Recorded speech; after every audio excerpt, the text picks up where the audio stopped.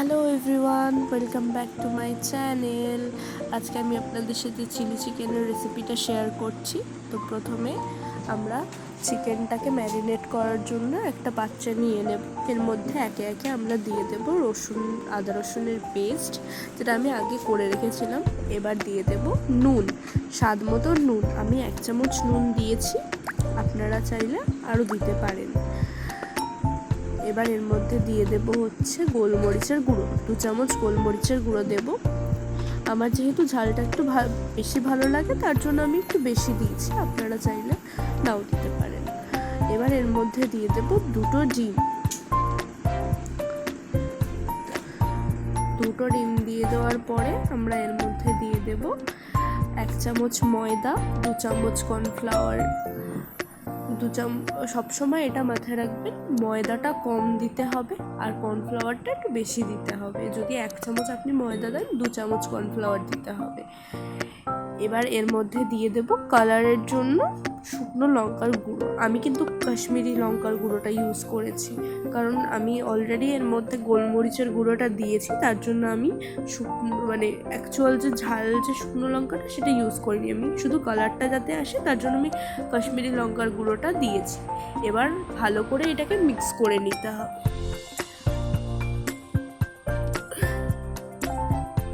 এটাকে এমনভাবেই মিক্স করতে হবে যাতে খুব পাতলা না হয়। যদি মনে হয় যে না, ব্যাটারটা খুব পাতলা হয়ে গেছে, তাহলে 1 চামচ কর্নফ্লাওয়ার দেবেন, ময়দা দেবেন না। আর এবার এটাকে আমরা ঢেকে ফ্রিজের মধ্যে রেখে দিয়ে আসবো। এবার আরেকটা পাত্রে আমরা সসগুলোকে রেডি করে নেব, যাতে রান্নার সময় ভেজিটেবলসগুলো অতিরিক্ত পরিমাণে যাতে না ভাজা হয়ে যায়, তার জন্য আগে থেকেই সসটাকে রেডি করে রাখবো। তার জন্য আমরা সসটা বানানোর জন্য নিচ্ছি প্রথমে টমেটো কেচাপ, তার মধ্যে দিয়ে দেব 2 চামচ সয়া সস। সেটাকে দিয়ে তার মধ্যে আমরা দিয়ে দেব 2 চামচ ভিনিগার। আমি চিলি সসটা ইউজ করিনি, আপনারা চাইলে ইউজ করতে পারেন, এটা অপশনাল, আমি দেইনি। আমার পার্সোনালি চিলি সসটা ভালো লাগে না বলে আমি দেইনি। এবার এটাকে আমরা ভালো করে মিক্স করে একটা সাইডে রেখে দেব। এটার ব্যাটারটা ঠিক এরকম দেখতে হবে। এটাকে আমরা ঢেকে সাইডে রেখে দেব। এবার আমরা বাদবাকি যা যা কাটার আছে, যেরকম পেঁয়াজ, তারপরে ক্যাপসিকাম, এগুলো আছে, এগুলোকে আমরা কেটে রেডি করে নেব। আর এইখানে আরেকটা জিনিস করতে হবে, সেটা কর্নফ্লাওয়ারের স্লারিটা বানিয়ে নিতে হবে। কর্নফ্লাওয়ারের স্লারিটা বানানোর জন্য 2 চামচ কর্নফ্লাওয়ার নিয়েছি, আমি 2.5 চামচই নিয়েছি, 2 চামচ তার থেকে একটু কম নিয়ে সেটার মধ্যে আমরা জল দিয়ে মিক্স করে নেবো। আরেকটা জিনিস মাথায় রাখতে হবে যে কর্নফ্লাওয়ারের এই যে স্লারিটা রেডি করেছি, এটা কিন্তু বেশিক্ষণ রাখা যাবে না, কারণ কর্নফ্লাওয়ারটা নিচে বসে যাবে, ওপরে জলটা ভেসে থাকবে, নিচে স্লারিটা। এবার ওটাকে রেডি করে নিয়ে আমরা কাটাকুটির দিকে চলে যাব। কাটাকুটি হয়ে গেছে আমার, আমি কেটে রেডি করে নিয়েছি। আর এই যে এখানে ফ্রাইড রাইসের জন্য গাজর আর বিনস ভাজা হচ্ছে, 15 মিনিট হয়ে গেছে, আমি চিকেনটাকে নিয়ে চলে এসেছি। এবার তেলটাকে আমরা লো টু মিডিয়াম ফ্লেমে রাখবো, কিন্তু আমি প্রথমে ভুল করে ফেলেছিলাম, যে ভুলটা আপনারা করবেন না। আমি হাই ফ্লেমে দিয়ে দিয়েছিলাম, যার জন্য আমার ফার্স্ট পার্টের চিকেনগুলো একটু শক্ত রয়ে গেছিলো, কাঁচা কাঁচা রয়ে গেছিলো। সেটা আপনারা করবেন না, লো টু মিডিয়াম ফ্লেমে রাখবেন, যাতে চিকেনটা সিদ্ধ হয়ে যায়, আবার বাইরের কোটিংটা যাতে কালো না হয়ে যায়।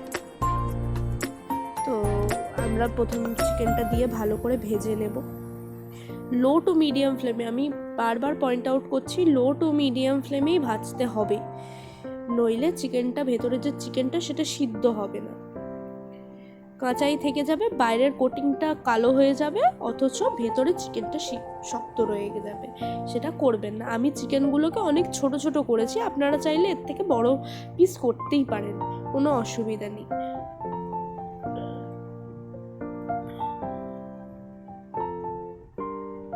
এবার চিকেনগুলোকে 5 মিনিট মতন হালকা ফ্লেমে দেওয়ার পরে আমরা এটাকে উল্টে দেব, উল্টে পাল্টে ভালো করে ভেজে নিতে হবে, খুব ভালো করে ভাজতে হবে। আর এটা মাথায়, এবার অনেকেই এখান থেকে, যেরকম আমার বাড়িতে কিছু লোক আছে যারা এটাকে পকোড়া ভেবেই খেয়ে নেয়, তো আপনাদের বাড়িতে যদি এটা থাকে আপনারা পকোড়া হিসেবে ওটাকে খেয়ে নিতে পারেন, অসুবিধা নেই। এবার আমরা যে ওই তেলটা আছে বা পকোড়া ভাজার তেলটা, ওই তেলটার মধ্যেই আমরা দিয়ে দেবো হচ্ছে আদা আর রসুন কুচি।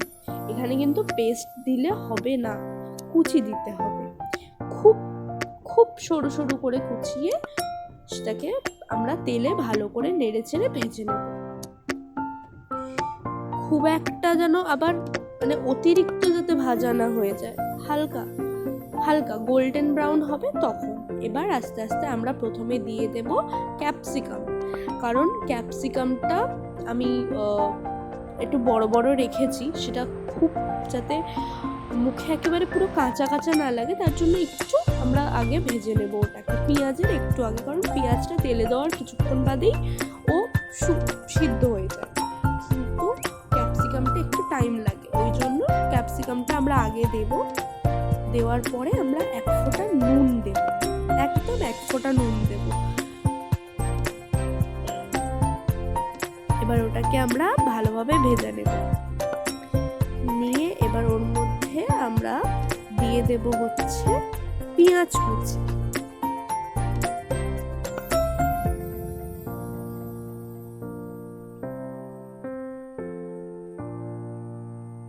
পেঁয়াজ কুচিটা দিয়ে দেওয়ার পরে আমরা ভালো করে ওটাকে মিক্স করে নেব।